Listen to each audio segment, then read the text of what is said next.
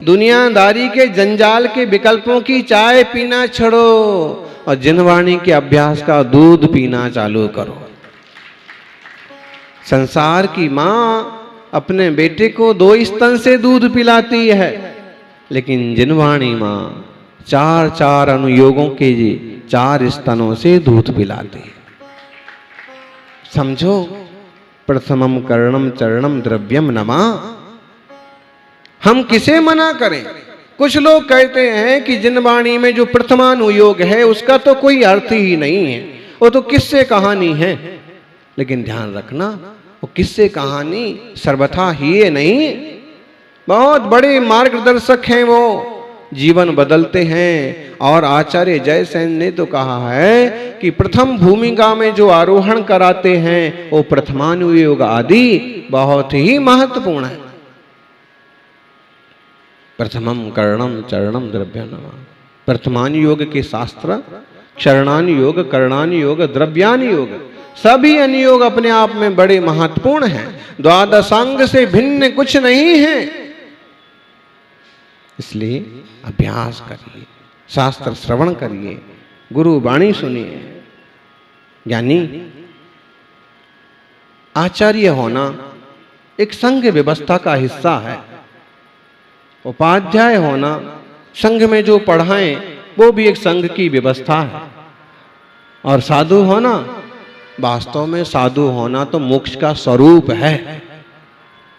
जिस दिन आचार्य देव संघ संबंधी व्यवस्था के विकल्प से मुक्त होना चाहेंगे, उसी दिन उनको अपना आचार्य पद भी छोड़ना होगा, छोड़ना होता है।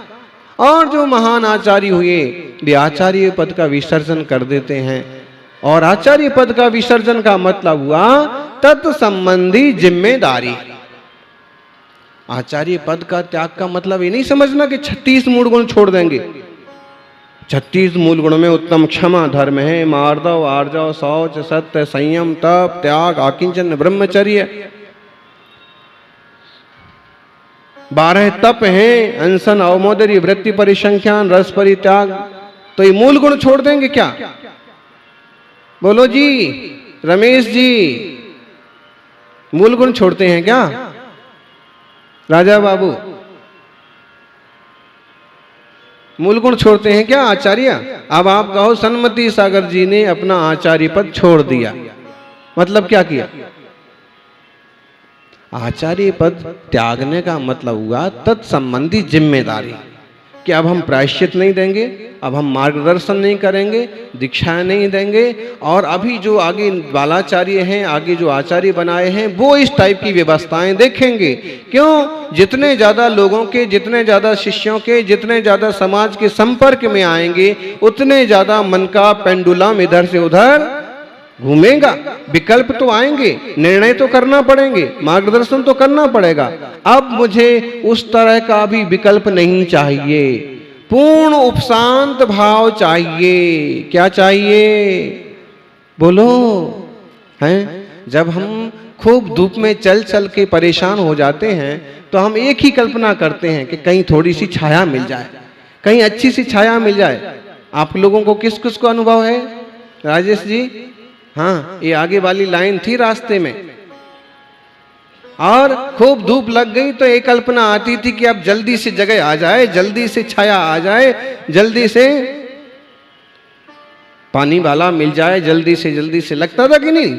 मतलब है कि जब तपन में हम बहुत तप जाते हैं, धूप में जब शरीर बहुत तप जाता है, तो एक कल्पना होती है कि छाया मिल जाए।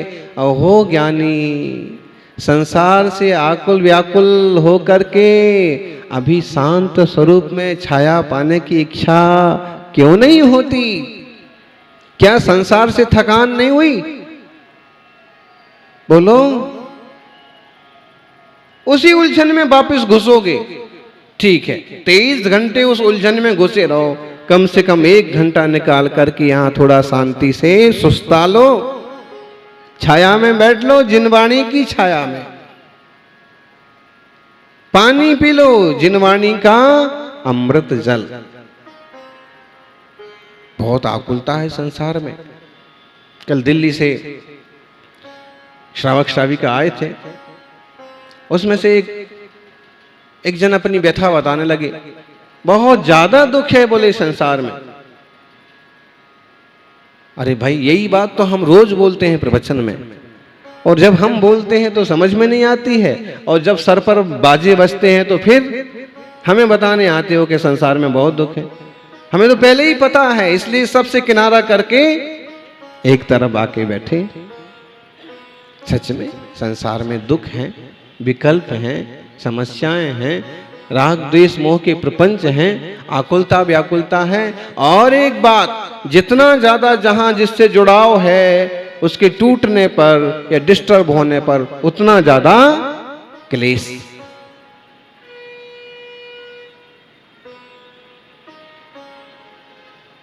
तो क्या आकुल व्याकुल होना अच्छा लगता है? लेकिन जितना जितना मोह है उतनी उतनी उतनी आकुलता व्याकुलता है। आकुल व्याकुल होने से बचने के लिए आचार्य देव कुंद स्वामी का बड़ा प्यारा शब्द है, बड़ी सुंदर पंक्ति है, और इसको ना मुझे हृदय से बहुत ज्यादा पसंद है। ओ संपयामि सम्मम जत्तो निवाण संपत्ति। वो क्या कह रहे, खुद भी क्या कह रहे हैं, कुंद जैसे महान ज्ञानी आचार्य खुद क्या कह रहे हैं, ओ संपयामि सम्मम, उपशांत भाव, उपसंपयामि, प्राप्त होता हूं साम्य भाव को, मैं पूर्ण साम्य भाव को, पूर्ण समता भाव को प्राप्त होता हूं। क्यों? क्योंकि जत्तो निवाण संपत्ति, इससे निर्वाण की प्राप्ति होती है। निर्वाण की प्राप्ति का मार्ग क्या बताया? पंचाचार वाला, रत्नत्रय वाला आश्रम, मन रत्नत्रय स्वीकार करो और पूर्ण साम्य भाव से रहो। बिना सम्यक दर्शन के, बिना सम्यक ज्ञान के चारित्र भी सम्यक नहीं होता है। दर्शन ज्ञान चारित्रात् सादी मान उपासनते, दर्शनम कर्ण धारम तन मोक्ष मार्गे प्रचक्षते। कौन से ग्रंथ का श्लोक है? बोलो काला जी, गोरा जी, कौन से ग्रंथ का श्लोक है? जितना बढ़िया समंतभद्र स्वामी का, इतना सुंदर रत्नकर्ण श्रावकाचार। ऐसे मतलब हमने जो सुन रखा है कि जयपुर में लोग बहुत स्वाध्याय करते हैं, बहुत पढ़े लिखे लोग हैं, बहुत पंडित जी जैसे लोग हैं, ऐसा नहीं है।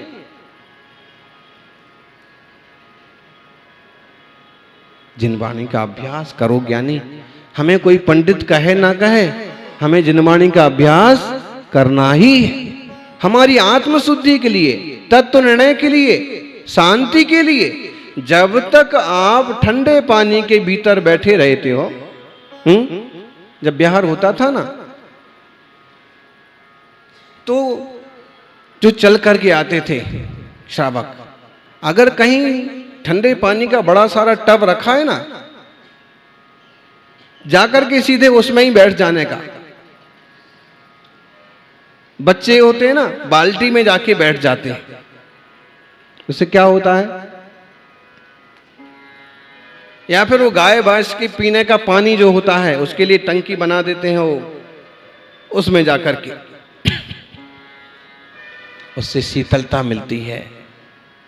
जैसे पानी के टैंक में बैठ जाने से शीतलता मिलती है, ऐसे ही जिनवाणी के स्वाध्याय में बैठ जाने से अंतरंग शीतलता मिलती है, शांति रहती है, सहजता रहती है।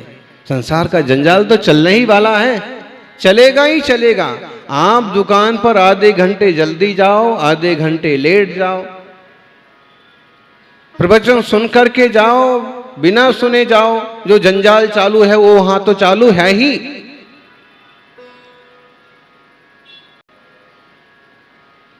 अरे भाई, कुएं में कूदना ही है। गृहस्थी के, आजीविका के, दुकान के, जंजाल के, विकल्प के कुएं में कूदना ही है। घंटे भर बाद सही, 1 घंटे तो कम से कम जिन चरणों में, गुरु चरणों में शांति से बैठ लो, फिर तो है ही, कूदना ही है, दिन भर करना ही पड़ेगा, उसके बिना रास्ता भी तो नहीं है श्रावक को। सम्यक दर्शन जो है वह खेवटिया के समान कहा है, और सम्यक दर्शन होता है तो ज्ञान भी सम्यक हो जाता है, और सम्यक ज्ञान और सम्यक दर्शन जब होते हैं तो चारित्र सम्यक चारित्र कहलाता है। श्रावकों का चारित्र होता है वो अणुव्रत की श्रेणी में चला जाता है, और मुनि राजों का चारित्र होता है वो महाव्रती सम्यक चारित्र। ऐसे परम श्रेष्ठ सम्यक दर्शन ज्ञान चारित्र के मार्ग को अपन उपलब्ध हो। उपशांत भाव की शरण लो, सम्मम साम्य भाव, शांत रहो, ना बोले थोड़ी शांति रखो भैया। अशांति में फायदा नहीं है, उलझने में फायदा नहीं है, आक्रोश में फायदा नहीं है, विकल्पों में फायदा नहीं है। आपके विकल्प करने से वो चीजें सही हो जाएंगी क्या? बोलो माता जी। हैं? अभी एक माँ यहाँ आ गई और रोने लगी, बच्चा बहुत बीमार है, बहुत ज्यादा अस्वस्थ है, वेंटिलेटर पर है, महाराज जी आशीर्वाद दे दो। चूंकि एक माँ को इतना विकल्प, इतना दुख स्वाभाविक कह सकते हैं संसार की अपेक्षा से, लेकिन अगर हम थोड़ा सा धर्म ध्यान की अपेक्षा से समझें या कहें तो ये रोने से बच्चा ठीक हो जाएगा क्या? खूब ज्यादा आकुल व्याकुल होने से क्या स्वस्थ हो जाएगा क्या? अब रास्ता यही है कि आपको सब चीजें मालूम पड़ रही हैं, नमोकार के जाप करो, पापों का उपशमन होगा, प्रार्थनाएं काम करेंगी, एनर्जी काम करेगी। गुरुवर ने तो अपना आशीर्वाद दे दिया है, थोड़े और जाप हो, शांति रख करके विधान कर लिया जाए। हो सकता है कि पाप प्रकृतियों का संक्रमण पुण्य रूप से हो जाए, असाता साता रूप से बदल जाए और व्यक्ति स्वस्थ हो जाए। पूरा वैज्ञानिक दृष्टिकोण है। संक्रमण भी होता है। अपन सिद्धांत शास्त्रों में कर्म सिद्धांत को पढ़े ना तो पाप बदल करके पुण्य रूप भी हो जाते हैं, और अगर हमने गलतियों पर गलतियां की तो पुण्य भी पाप रूप बदल जाता है। होता है। आजकल ये सिद्धांत जेल में भी लागू होते हैं। जेल में 100 कैदी हैं, लेकिन उसमें 2-3 कैदी एकदम स्पेशल व्यवहार करते हैं, एकदम शांत, एकदम आध्यात्मिक जीवन, एकदम सबके प्रति विनम्र व्यवहार, और अधिकारियों से भी एकदम तालमेल, शांति शास्त्र। और ये होता है कि उनकी अगर कदाच किसी कारण से 10 साल की भी सजा हो तो कहो 2 साल बाद ही उनको इनका व्यवहार देख के, इनके विचार देख के, इनकी प्रवृत्ति देख के इनको होते कि नहीं होते। ऐसे ही हमारा शांत भाव, हमारी निर्मलता से हमें ज्यादा कष्ट होने वाले हों तो भी हमारी शांत परिणति से उन कष्टों से छुटकारा थोड़े में भी निपटा जा सकता है। कष्टों से छुटकारा मिल जाएगा, और बड़ा भोगने की बजाय थोड़ा भोगने से भी काम चल जाएगा। इसलिए सौभाग्यशालियों, अपने चैतन्य तत्व की फिक्र करना, और फिक्र क्या करना, हम खुद ज्ञान घन चैतन्य आत्माएं, क्षण भर को इस तरह के चिंतन में डूबना। आचार्य देव कहते हैं कि जैसे भगवान है, वो भगवान बन गए, तुम भी होनहार भगवान हो। वो कार्य परमात्मा, तुम कारण परमात्मा। ये चेतना, ये आत्मा ही तो प्योर होके परमात्मा बनता है, और उसका मार्ग यहाँ पर प्रवचन सार में बताया जा रहा है।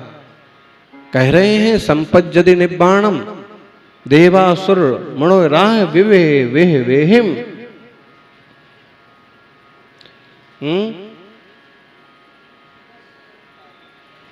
जीवस्य चरितादो दंसन नाण पहाणादो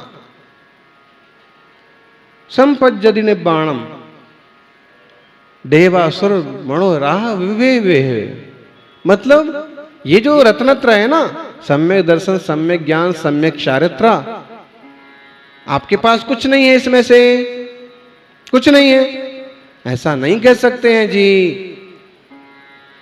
आपके अगर प्रभु देव शास्त्र गुरु के प्रति पूर्ण श्रद्धा है, समर्पण है, आपको देह और आत्मा की भिन्नता का बोध है, तो कहीं ना कहीं सम्यक दर्शन है आपको, या फिर एक चिंगारी आपके भीतर जल रही है। सम्यक दर्शन, सम्यक ज्ञान, सम्यक चारित्र, इस रूप दशा से जीव को देव, असुर, सुर और रिद्धियां, ये सारी चीजें प्राप्त होती हैं, सारे वैभव प्राप्त होते हैं धर्म से। धर्म से, धर्म रत्नत्रय रूप धर्म से। और तो और निर्वाण की भी प्राप्ति इसी से होती है। अब समझने की बात है, एक कारण से दो कार्य होते हैं क्या? हैं? बोलो, होते हैं क्या? एक कारण से दो कार्य होते हैं? हो सकते हैं। एक कार्य के दो कारण भी हो सकते हैं।